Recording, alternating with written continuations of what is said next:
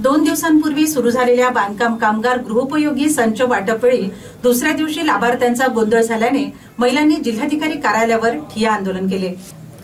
महाराष्ट्र राज्य इमारत बांधकाम व इतर बांधकाम कामगार कल्याण मंडळाच्या वतीने लाभार्थ्यांना गृहोपयोगी संचाचे वाटप करताना 23 जून रोजी गोंधळ उडला।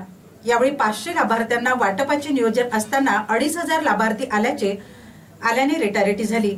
जिल्हाभरातून महिला लाभार्थी शनिवारी रात्रीच आल्याने अनेकांचा जीव कासावीस झाला होता। यावेळी मारेगाव वणी तालुक्यातील संतप्त महिलांनी जिल्हाधिकारी कार्यालयात ठिय्या आंदोलन केले। लोकसभा निवडणुकीच्या आचारसंहितेमुळे संच वाटप बंद करण्यात आले होते। आचारसंहिता संपल्याने कामगार कल्याण मंडळाच्या वतीने लाभार्थ्यांना संसार उपयोगी किटचे वाटप केले जात आहे। जिल्ह्यात फक्त यवतमाळ MIDC परिसरात एकाच ठिकाणी वाटप केंद्र सुरू आहे।